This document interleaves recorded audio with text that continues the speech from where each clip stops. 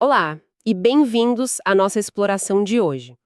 Vamos investigar os bastidores da biotecnologia vegetal, sabe? Especificamente como nascem as plantas transgênicas. Pode parecer, assim, história antiga, mas as primeiras surgiram lá em 1983. Faz tempo já. Nossa fonte hoje é um material de aula universitária sobre o assunto. E a missão, bom, é extrair o essencial de como essas plantas são criadas, né? Dos primeiros passos até as questões de segurança. Acho que é legal para quem já acompanha o tema, mas quer os pontos-chave bem organizadinhos. Exato. A gente vai dar uma olhada nessa apresentação, na transcrição também, para entender o processo todo. Obter a planta, caracterizar e, claro, as discussões importantes de biossegurança, tipo o fluxo gênico. Perfeito. Então vamos voltar lá para 1983. O que aconteceu de tão especial naquele ano? Olha, foi um marco mesmo. Vários grupos, quase ao mesmo tempo, publicaram que tinham conseguido criar as primeiras plantas transgênicas. Fumo, petônia, girassol. Fumo? Por que fumo? O fumo anicotiana, né? Era tipo o ratinho de laboratório da botânica na época. Isso antes do Arabidopsis virar o modelo principal. É que o fumo era mais fácil de mexer geneticamente, sabe? E de regenerar em cultura de tecidos. Era mais tratável no laboratório. Entendi. E qual era o objetivo ali no começo? Já queriam criar superplantas logo de cara? Não, não exatamente. Muitas vezes o primeiro gene que eles colocavam era para dar resistência a um antibiótico, tipo canamicina. Resistência a antibiótico. Mas para quê? Proteger a planta de doença humana? Não, nada disso. É que funcionava como um marcador de seleção lá no laboratório. Marcador. Como assim? Pensa só, antibióticos como a canamicina podem ser tóxicos para a célula vegetal. Eles mexem com cloroplastos, mitocôndrias. Que tem origem bacteriana, né? Então, se você tenta transformar milhares de células, mas só umas pouquinhas realmente pegam o gene novo, como é que você acha essas poucas? Colocando o antibiótico. Exatamente, você bota o antibiótico no meio de cultura, as células que não foram transformadas, bom, elas morrem, mas as que receberam o gene de resistência, junto com o gene que você realmente queria colocar, essas sobrevivem. Saquei, é uma ferramenta para selecionar quem deu certo no processo. Esperto, isso, uma pré-seleção, digamos assim. Mas imagino que não pararam só na resistência a antibiótico, né? De jeito nenhum. No girassol, por exemplo, num desses trabalhos pioneiros, eles inseriram o gene da faseolina. É uma proteína de feijão, de armazenamento. De feijão para girassol. Pois é. Foi uma prova de conceito, sabe? Tipo mostrar, olha, a gente consegue pegar um gene de uma espécie e fazer ele funcionar numa outra bem diferente. Mostrou o potencial da coisa toda. Uau! Ok, isso estabelece bem o começo. Agora, vamos ao que interessa. Como é que se faz uma planta transgênica hoje? Quais são os passos, assim, essenciais? Olha, simplificando bastante um processo que é complexo, né? A gente pode dividir em 5 passos principais. Primeiro, isolar e clonar o gene de interesse. Tem que achar o gene que você quer, cortar ele do DNA original usando enzimas específicas e colar num plasmídio. Plasmídio, aquele DNA circular de bactéria. Esse mesmo. Aí você pega esse plasmídio modificado e coloca numa bactéria tipo E. coli. Ela vira uma fabriquinha, multiplicando esse gene milhões, bilhões de vezes. É a tecnologia do DNA recombinante na prática. Certo. Temos um monte de cópias do gene. E aí? Aí vem o segundo passo. Construir o cassete de expressão. Não adianta só ter o gene, ele precisa funcionar lá na planta. O cassete é tipo um pacote de instruções genéticas. Além do gene de interesse, ele precisa ter um promotor. Promotor, o que é isso? É uma sequência de DNA que funciona como um interruptor, sabe? Ele que diz para a célula da planta onde e quando ligar aquele gene. E precisa também de um terminador, que é o sinal de para aqui para a leitura do gene. E muitas vezes, nesse cassete, vai junto aquele gene marcador que a gente falou, tipo o de resistência a antibiótico. Entendi. E esse promotor, ele parece ser chave mesmo. Tem algum que é mais usado? Sim. Disparado, o promotor 35S. Ele vem de um vírus, o vírus do mosaico da couve-flor, o KMV. Ele é super popular, tá talvez em sei lá, 60% a 80% dos transgênicos comerciais. Isso porque ele é muito forte e é constitutivo. Constitutivo, o que significa? Significa que ele mantém o gene ligado em quase todos os tecidos da planta o tempo todo. É como deixar a luz acesa direto. É eficiente para garantir a expressão, mas nem sempre é o ideal. Por que não? Porque às vezes você não quer o gene funcionando sempre e em todo lugar. Imagina um gene para resistência à seca. Talvez seja melhor ele só ligar quando falta água, né? Por isso hoje se busca muitos promotores induzíveis. Eles respondem a sinais específicos. Falta d'água, ataque de praga, um produto químico que você aplica. É um controle mais fino, mais direcionado. Pensa no Operon LAC de bactéria, que só liga na presença de lactose. É a mesma lógica. Faz todo sentido. Ok, temos o gene clonado, temos o cassete montado. Como que a gente coloca isso dentro da célula da planta? Essa é a transformação mesmo, né? Exato. Terceiro passo, transformação genética. E aqui tem duas técnicas que são as estrelas principais. A primeira é usar uma ajudinha da natureza. A bactéria Agrobacterium tumefaciens. Aquela que causa um tipo de tumor em plantas, a galha. Essa mesma. Na natureza, ela faz isso transferindo um pedaço do DNA dela, o chamado tDNA, para dentro do genoma da planta. Esse tDNA natural faz a planta produzir hormônios, aí vem o tumor, e também opinas, que são tipo um alimento para a bactéria. Que espertinha ela. Muito.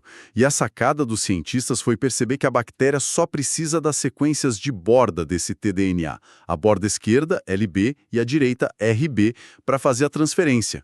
O recheio não importa para ela transferir. Ah, então eles tiraram o recheio ruim e colocaram o nosso. Exatamente. Tiraram os genes que causam a doença e produzem opinas, e ali no meio, entre as bordas LB e RB, colocaram o nosso cassete de expressão, com o gene que a gente quer. A bactéria, usando a maquinaria dela, acaba inserindo o nosso pacote no DNA da planta sem causar a doença. Hoje, o sistema é até mais sofisticado. Usam plasmídios separados, o sistema binário, que facilita manipular em E. coli primeiro. Mas o princípio é esse, enganar a bactéria para ela fazer o trabalho. Nossa, que genialidade! E tem exemplo prático disso? Tem sim. Um caso brasileiro bem interessante foi o maracujá, resistente ao vírus do endurecimento dos frutos, o KABMV. Usaram a Agrobacterium para inserir um cassete que funciona por RNA de interferência, o RNAi. RNAi, silenciamento gênico. Pedaço do RNA do vírus. Isso ativa um sistema de defesa da própria planta. Quando o vírus de verdade tenta infectar, esse sistema reconhece o RNA viral e o destrói. É como se fosse uma vacina molecular para a planta. Que incrível! E a outra técnica de transformação que você falou? A outra é a biobalística, ou como chamam às vezes, gene gun, pistola de genes. Pistola de genes, parece direto. E é um método físico. Você pega micropartículas minúsculas, de ouro ou tungstênio, reveste elas com DNA do cassete e literalmente atira essas partículas contra células ou tecidos da planta. Algumas partículas penetram na célula, o DNA se solta e pode acabar se integrando no genoma da planta. Nossa, parece meio bruto. Funciona bem. Geralmente é menos eficiente que a Agrobacterium, sabe? E pode causar mais dano no DNA da planta ou inserir o gene em vários lugares de forma meio desorganizada. Mas foi super importante para conseguir transformar plantas que a Agrobacterium não infectava bem, tipo muitas monocotiledôneas, milho, arroz lá no começo. E ainda é usada para certas situações. O feijão transgênico brasileiro, resistente ao mosaico dourado, também usou biobalística em algumas etapas com a técnica de RNAi. Certo. Então, seja pela bactéria engenheira ou pela pistola de genes, temos agora as células transformadas. A planta está pronta. Ainda não. Aí vem o quarto passo que muitas vezes é o grande gargalo do processo. Regeneração e seleção via cultura de tecidos. Lembra que a gente transformou células isoladas ou pedacinhos de tecido, os explantes? Não uma planta inteira. Verdade. Então agora a gente precisa pegar essas células que foram modificadas e no laboratório, in vitro, convencê-las a se multiplicar e a formar uma planta completa de novo. Isso é feito em meios de cultura especiais, com nutrientes, vitaminas e principalmente hormônios vegetais nas doses certas. É um processo bem delicado e varia demais de uma espécie para outra. Tem planta que regenera fácil, outras são um parto. E é aí que entram os marcadores de seleção de novo, para saber quais células regenerar. Exatamente. Durante essa fase de cultura e regeneração, você adiciona no meio aquele agente seletor, o antibiótico ou o herbicida, dependendo do marcador que você usou. Só as células que realmente foram transformadas e que estão expressando o gene marcador conseguem sobreviver e se multiplicar nesse meio. As outras morrem. Aí, a partir dessas células resistentes, você consegue regenerar os calos, os brotos e, finalmente, as plantinhas. Entendi. Isso pode demorar. Para ter uma planta transgênica T0, a primeira geração prontinha. Uau! Um processo longo e trabalhoso. E depois que a planta finalmente cresce no tubinho de ensaio, acabou. Quase. Vem o quinto passo, análise da expressão do transgene. Temos a planta T0, bonitinha, mas precisamos checar um monte de coisas. Primeiro, o gene que a gente queria colocar, ele está lá mesmo no DNA da planta? Isso a gente vê com técnicas como PCR ou até sequenciamento. Ok, confirmar a presença. Segundo, ele está sendo lido, está produzindo a molécula de RNA correspondente? Isso a gente analisa com outras técnicas para ver o RNA. Certo, confirmar a atividade. Terceiro, ele está produzindo o efeito que a gente queria, seja uma proteína nova ou uma resistência a algo. Aí entra a análise do fenótipo, testes bioquímicos, testes de resistência a pragas ou doenças. Ver se funcionou na prática. Exato. E, super importante, essa característica nova é estável, ela é passada para as próximas gerações da planta, T1, T2, etc., de forma previsível, seguindo as leis de Mendel, porque não adianta nada fazer uma planta T0 incrível se ela não passa a característica para os filhos, né? Claro, tem que ser herdável. Isso. É uma bateria de testes para garantir que a transformação deu certo, que o gene está funcionando como esperado e que a característica é estável. Aquele maracujá resistente, por exemplo, passou por tudo isso. PCR para confirmar o gene, análise de RNA, testes de infecção em casa de vegetação para mostrar que resistia ao vírus e até medir uma quantidade de vírus na planta para provar que a proteção era real e era herdada. Entendi. É um processo bem completo, com várias etapas de verificação. Depois de tudo isso, que tipos de plantas transgênicas foram criadas? Eu ouvi falar que tem umas gerações. Sim, é uma forma pútil de classificar. Ajuda a entender a evolução da tecnologia. A primeira geração foi focada principalmente em características agrônomas, para ajudar o agricultor a produzir mais ou com menos custo. Esses são os mais famosos, né? Sim. Resistência a herbicidas, pensa na soja, milho, algodão Roundup Ready, tolerantes ao glifosato. Resistência a insetos, o milho e o algodão BT, que produzem uma toxina contra certas lagartas. E resistência a vírus, como o caso do mamão lá no Havaí, que salvou a produção, a abobrinha nos Estados Unidos e o feijão aqui no Brasil. O foco era na lavoura. E a segunda geração? Benefícios para o consumidor ou para a indústria. Coisas como melhorar a qualidade nutricional, tipo óleos mais saudáveis na soja ou canola, ou o famoso arroz dourado com mais vitamina A, ou então características como maior tempo de prateleira, como aquele tomate Flavor Saver, que foi um dos pioneiros, embora não tenha vingado comercialmente. E tem uma terceira. Tem. A terceira geração encara as plantas como se fossem biofábricas. A ideia é usar a planta para produzir substâncias de alto valor agregado, que não são naturalmente dela. Coisas como fármacos anticorpos, componentes de vacinas, enzimas para a indústria ou até bioplásticos.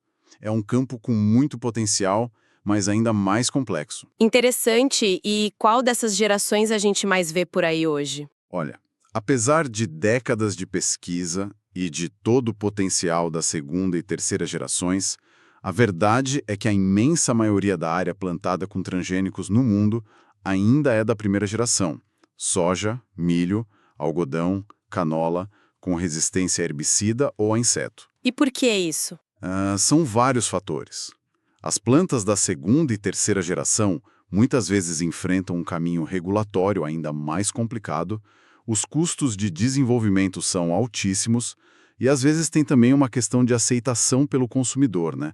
É mais complexo chegar ao mercado. Falando em aceitação e complicações, Quais são as grandes preocupações que surgem quando se fala em transgênicos? As principais preocupações geralmente giram em torno de duas coisas: segurança alimentar e impactos no meio ambiente. Certo. E sobre a segurança alimentar? Bom, antes de qualquer transgênico ser aprovado para consumo, ele passa por uma bateria de testes rigorosos.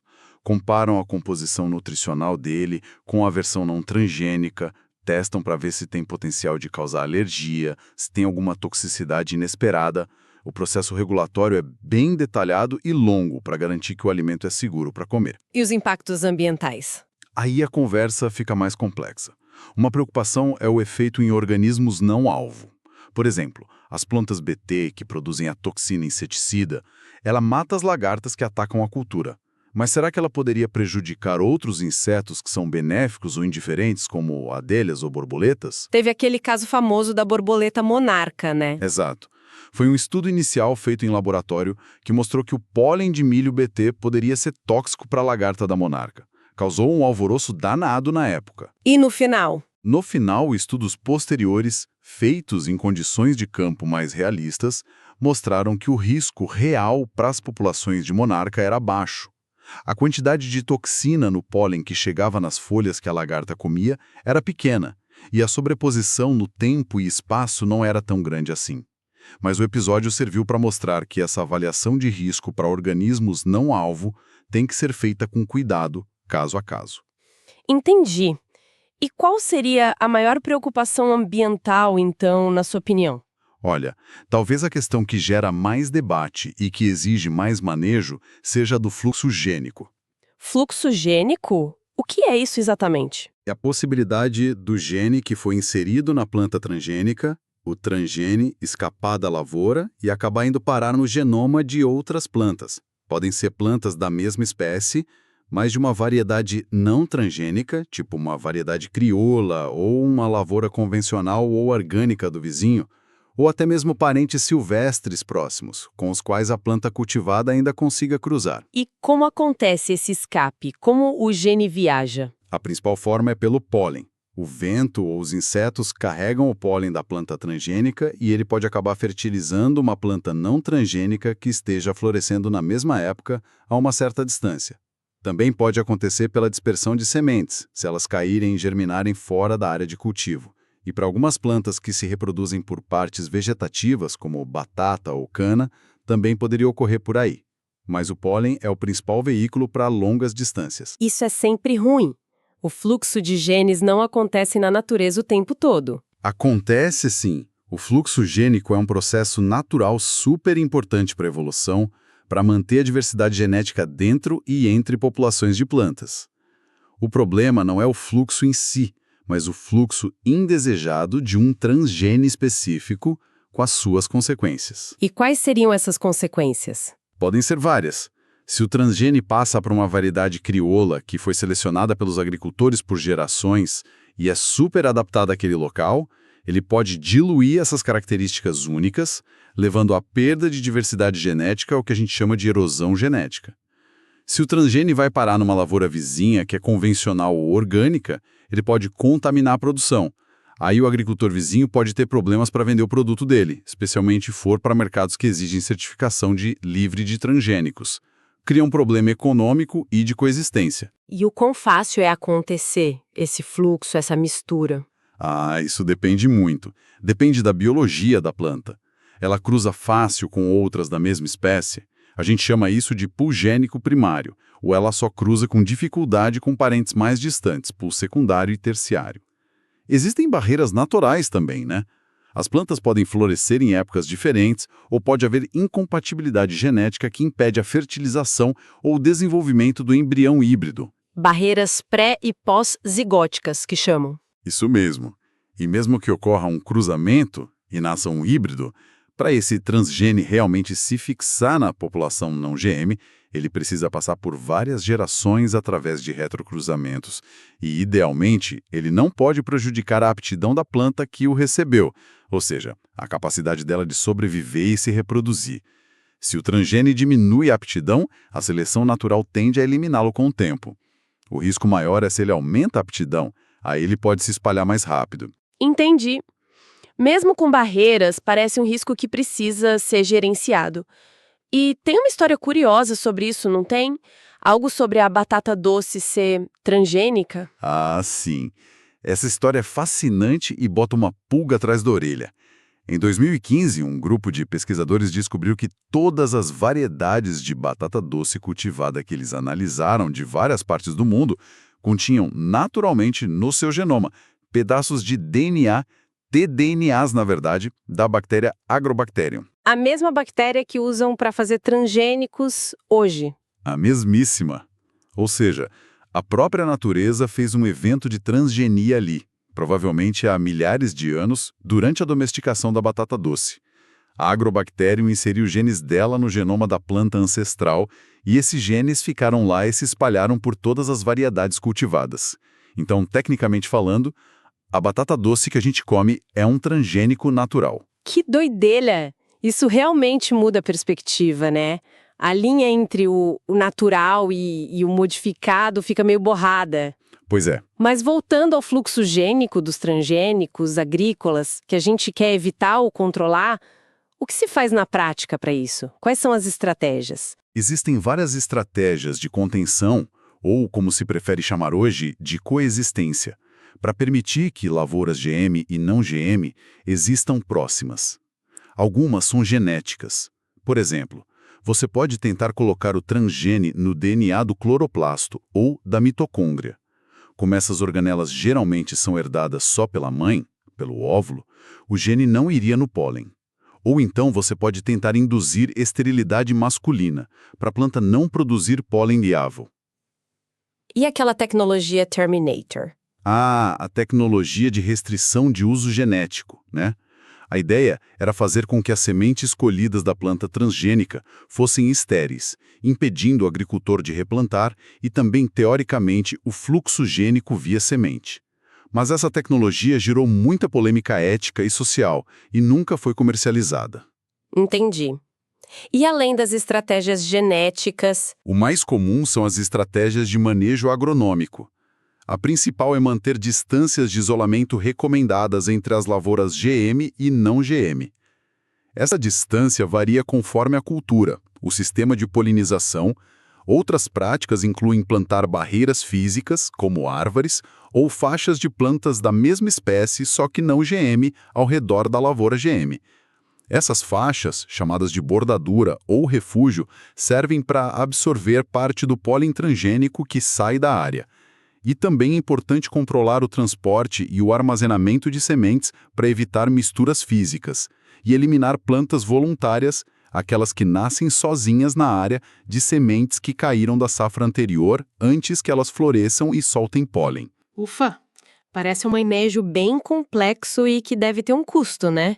Assim como o desenvolvimento inicial da planta, que você falou que é caríssimo. Sim, sem dúvida. Todo o processo, desde a descoberta do gene lá na bancada, passando por todas as etapas de transformação, regeneração, testes em casa de vegetação, testes em campo, até chegar nos dossiês gigantescos de biossegurança que precisam ser submetidas às agências reguladoras para aprovação, é um caminho longuíssimo que pode levar mais de uma década e custar centenas de milhões de dólares. Centenas de milhões, nossa!